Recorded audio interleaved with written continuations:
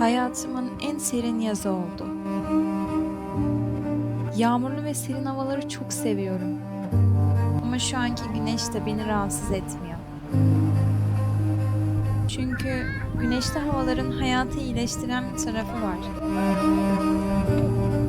Bazı güzelliklerin sadece güneşle ortaya çıktığını bu mevsimde daha iyi anlıyorum.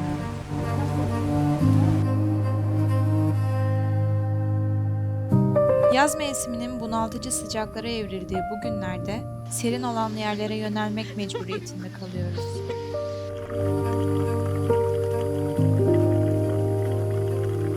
Çünkü yazın kavurucu sıcaklarında serin havadan yararlanmak istiyoruz ve bu neredeyse yaşamak için bir mecburiyete dönüşüyor. En azından benim için bazen böyle oluyor.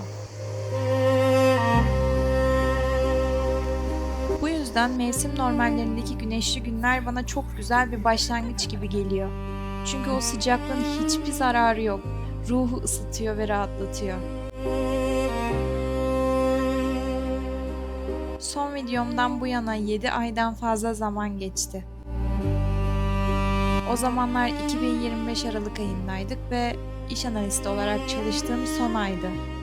İşsiz olacağım önümüzdeki günler için çok heyecanlıydım. Yapılacak çok şey vardı. Hepsini önem sırasına koyup yapmak için can atıyordum. Ocak ayında hayat benim için çok hızlıydı. Uzun zaman sonra gündüz evden çıkmak inanılmaz bir lüksmüş gibi hissettiriyordu. Ayrıca kardeşim için de büyük bir şanstı. Birlikte vakit geçirebilecek 24 saatimiz vardı ve bu yüzden ara tatilini benim yanında geçirmeyi tercih etti.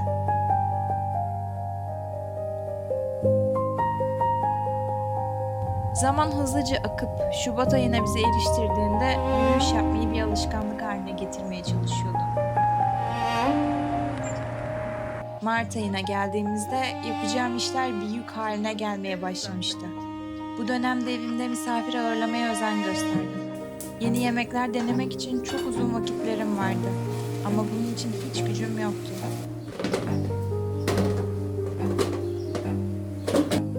Bir değişiklik olarak bu ay arkadaşımızın nişanı için İzmir'e seyahat ettik.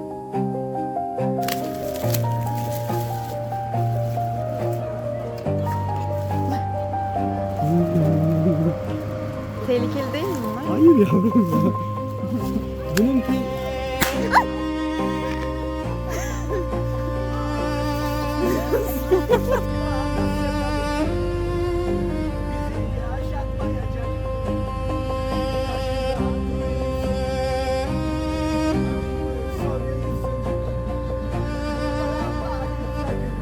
İkinci üniversite güz dönemini bitirdik.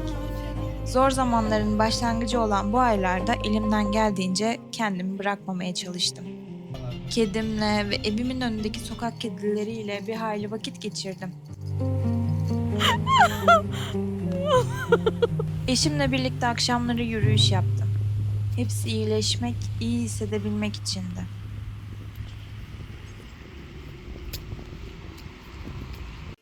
Nisan ayı işsizlik ile boğuştuğum bir aydı. 3 aylık bir tatil, tüm yapmak istediklerim için yeterli bir süreydi. Çalışmak istiyordum fakat maalesef hiçbir yerden dönüş alamıyordum. Kendimi beceriksiz ve işe yaramaz olarak görmeye başlamıştım. Bu sebeple evden hiç çıkmıyor, sürekli yeni bir şeyler deniyor ama sonra hepsini yarım bırakıyordum. Eşim ise bu duruma el atıyor ve elinden geldiğince beni dışarı çıkarmaya çalışıyor. Doğayla iç içe olmam için bana fırsat tanıyordu.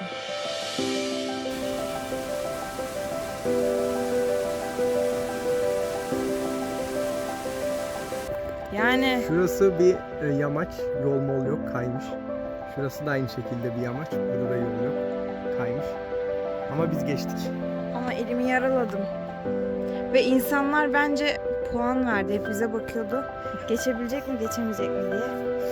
Geçtik ama. Kurbağalar bize gülmeye başladı. Ama bak ben video çekince sustular. Tam da kamera fobisi var. Evet.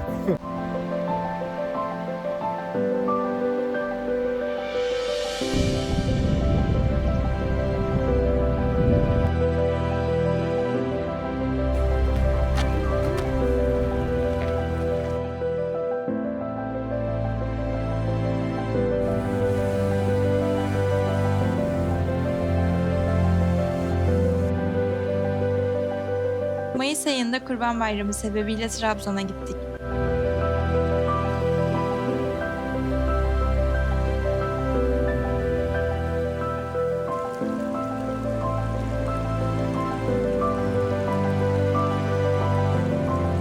Serin hava ve manzara ne kadar güzel olsa da ruhumdaki o acı asla geçmiyordu.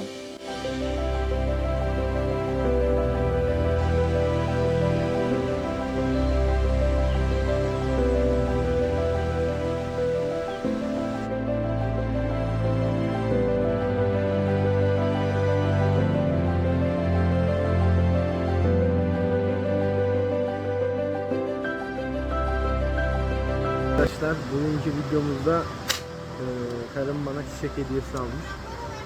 Evet. Ne diyorsunuz bu konuda? Çiçek hakkında ne düşünüyorsunuz?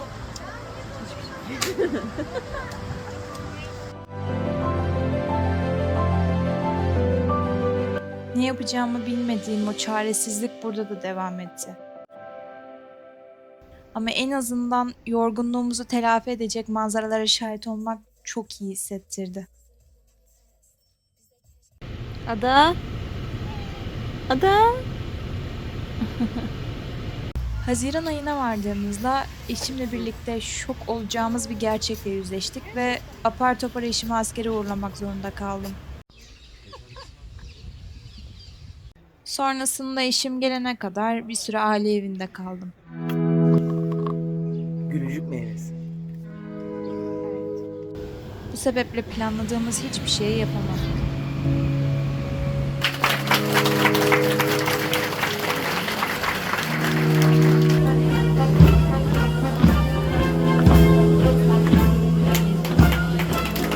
Temmuz ayı ilk kez kamp yaptığımız bir aydı.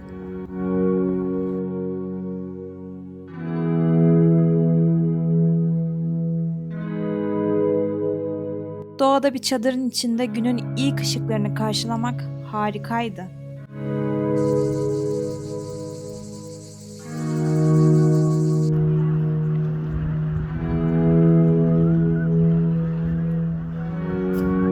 Sanki kalbim bütün sıkıntılarımı, bu rahatlamayı ve gevşemeyi daha iyi hissedebilmem için bana bunca ay sıkıntı çektirmişti.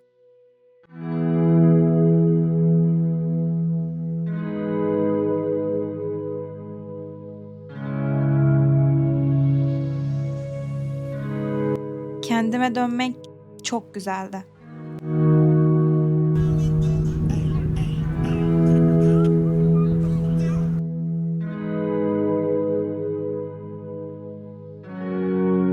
Her bir ayın bana kattığı değerler için teşekkür ederim.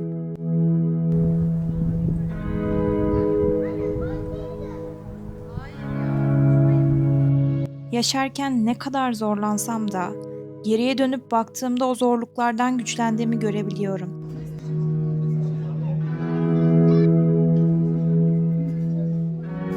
Ve şimdi Ağustos ayı.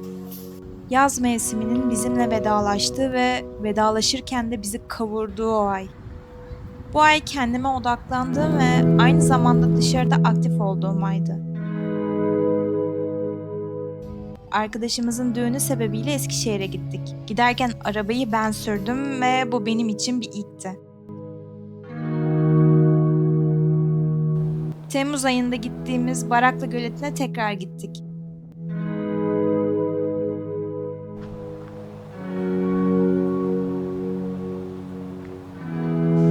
Uludağ'ın eteklerinde bir yer olduğu için serindi ve bize çok iyi geldi. Benim çekmiyor. Benim de çekmiyor. Oğlum insan sevmiyor ya. Ben de hoşlanmıyorum. Kullanmıyorum.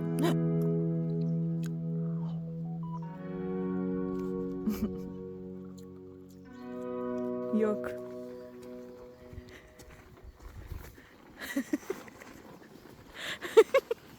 Karım kovdu. Ben de evime alıp gidiyorum.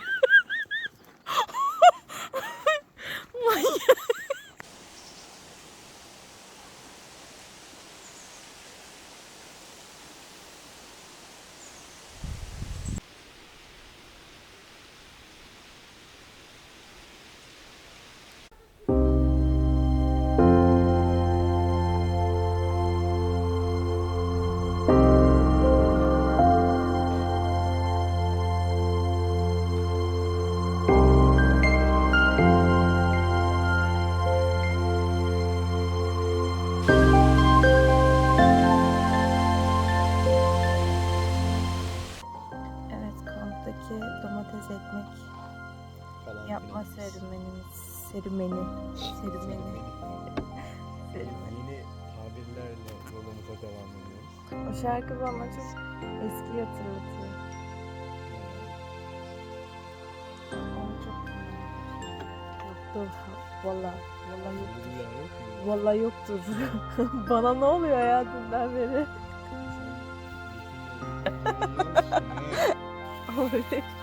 Vallahi yoktur. Limonlu ekmek.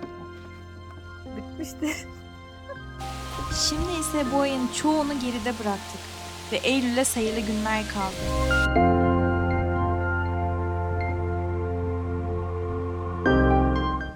Bu son 7 aya dönüp baktığımda aslında planladığım birçok şeyi yapamadığımı görüyorum.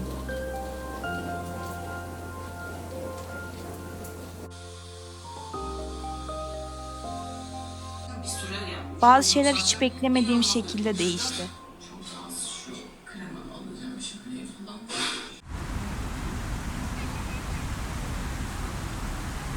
Atlayacak mı ağzına? Hayır. Kokladı ağzı açık kaldı. Bazı dönemlerde ne yapacağımı gerçekten bilemedim.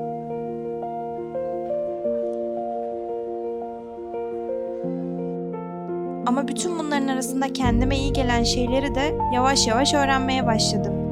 Belki de bu yüzden hayatımın en serin yazı oldu. Sadece hava olarak değil.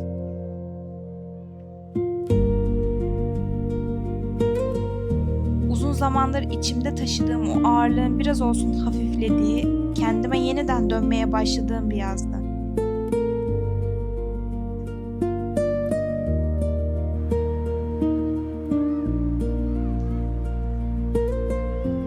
Normalde yazın bitmesini ve serin havaların gelmesini sabırsızlıkla beklerim. Ama bu defa güneşin gitmesi için o kadar da acelem yok. Çünkü artık onunla iyi gelen bir tarafı olduğunu biliyorum. Bazı çiçeklerin açması için güneşe ihtiyacı olduğu gibi, belki bizim de hayatımızın bazı dönemlerine ihtiyacımız var. Yaşarken nedenini anlamasak bile. Şimdi yaz yavaş yavaş bizimle vedalaşıyor. Ben de bu kez arkasından koşmadan, bir sonraki mevsimi aceleyle beklemeden onu uğurluyorum.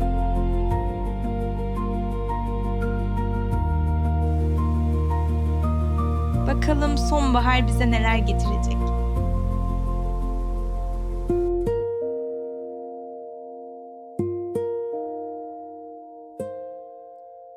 Bir sonraki videoda görüşmek üzere.